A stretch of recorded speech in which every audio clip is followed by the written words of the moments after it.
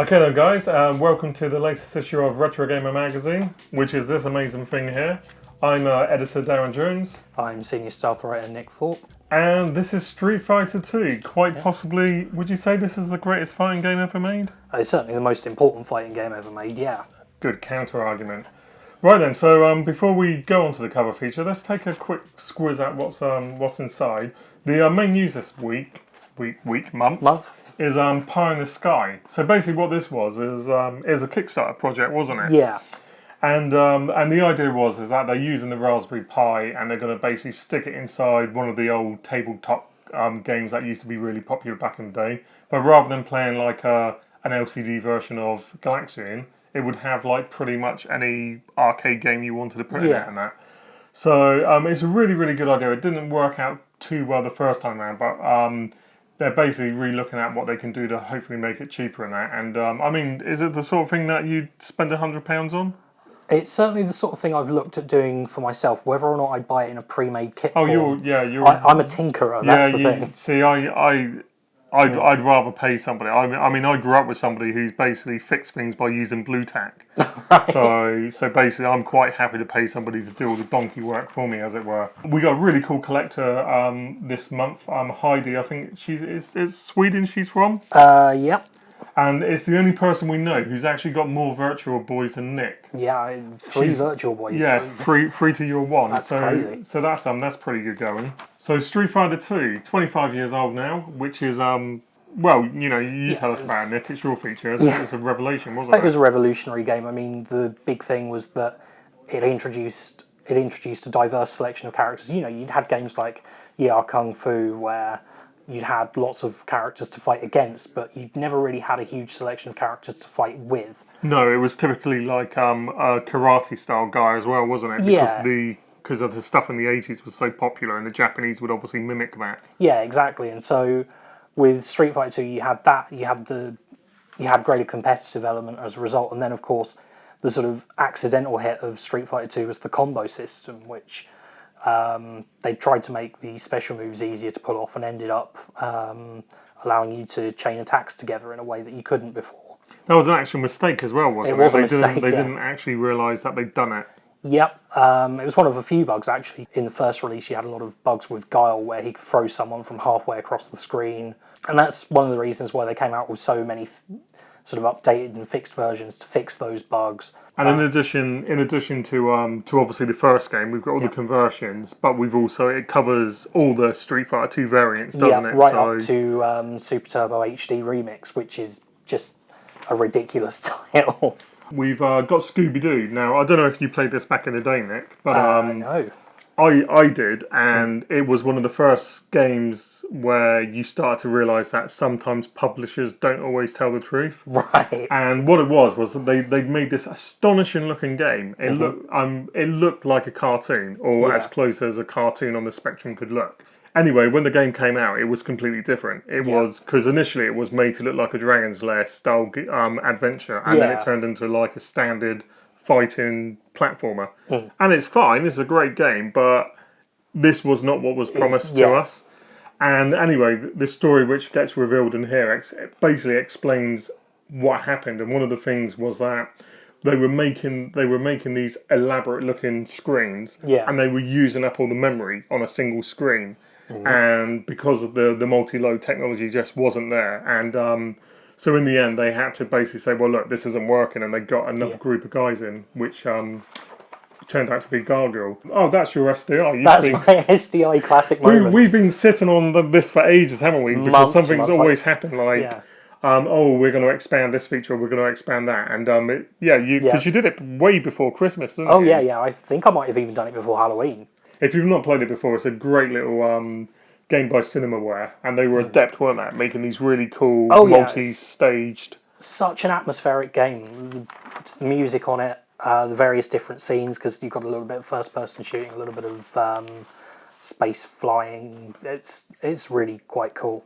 Moving on, we've got Head Over Heels, a really classic isometric platformer from back in the day by John Rickman and Bernie Drummond. And it looks at all the different versions of the game, and it's basically our ultimate guide. We've even got an interview with Colin Perch, who did a Porch, not Perch. Perch is a fish. Porch. Colin Porch, sorry. And he basically did the Atari 8-bit version, the Atari ST, the Amiga, and the Commodore 64. JCB Digger, my wife used to go on about this all the time. Oh, really? Yeah, I mean, she hasn't got great taste in games, bless her. Great taste in men, but not games. So moving on, we've got we're celebrating the Macintosh. Great range of systems. They're not really games machines, but ultimately we don't.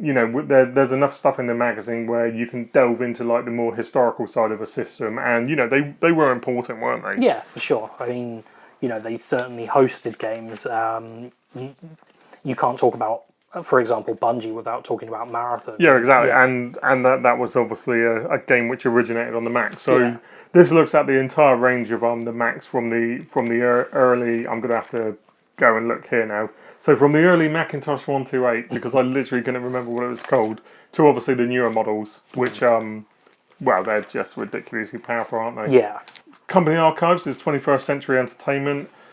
These were a weird one, weren't they? Because they didn't really have a lot of stuff. They had a really successful collaboration with DICE, who now do the Battlefront games. But back in the 90s, DICE used to make pinball games, and really good ones. So they're predominantly known for their pinball output, and also because it was formed by the same company, by the same person who did Hewson, Andrew Hewson. And so he kind of revitalised a lot of the old Hewson catalogue, didn't he? Like, what was the tower one? Nebulous. Right.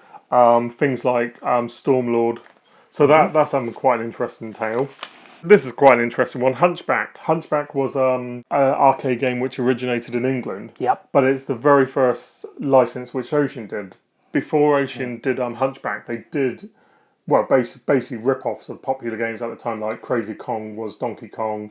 They did, was it Gilligan's Gold? I can't remember if that was an actual port or I can't remember. But they did a couple, and this was like their first official arcade license, which led to many others, and it was a good one as well. Micro Machines, that's a classic game, isn't it? It certainly is. That's had residence in the Mega Drive cartridge slot in the office for some time now.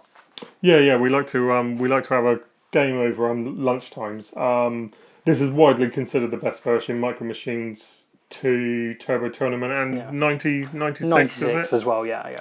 Top 20... Top 25 Neo Geo games. Yeah, take us through this then, Nick, because this is something you put together. Yeah. So the Neo Geo is one of those systems where it's so expensive that most people didn't own the system, but because obviously it was an arcade system in a box, essentially a lot of people will have had experience with the games outside of their homes.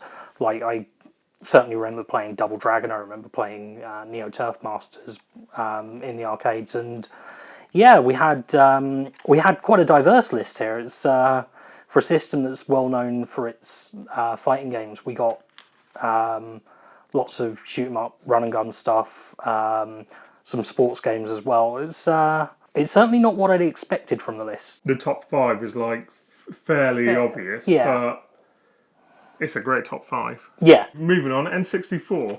N64, that's a good console, isn't it? It is a good console. There's some good stuff on that machine. Big spread on Beetle Adventure Racing to kick that one off, because no matter how good and how well recognised Beetle Adventure Racing is, it's never well recognised enough. No, and we have to do everything we can to make you play it, because it's really good. Oh, for our Australian readers, HSV Adventure Racing. Oh, of course, that's right. It's got a different name, hasn't it? Isn't that quite hard to get hold of as well? If I recall. I think so, yeah. But yeah, it's a great game. I mean, it's fun. There's loads to do in it. There's loads of shortcuts and stuff to discover. Lots of shortcuts, hidden routes, stuff to do. It's it lives up to the adventure racing stuff. I don't think I've ever played a racing game with so many shortcuts. In fact, there's a pretty good selection of games in total in this. I think the one that surprised me most here was Fighter's Destiny, which I'd forgotten how good the point system in that was. Yeah. Because they had a sequel as well, but that wasn't as popular, was it? Wasn't as popular, and it's quite a similar game as well. So I thought I'd go for the original there. And last but not least is Mr. Ron Gilbert, who you'll probably know for making lots of classic point-and-click adventures back in the day, like Monkey Island, Maniac Mansion. Well, they came up with the Scum.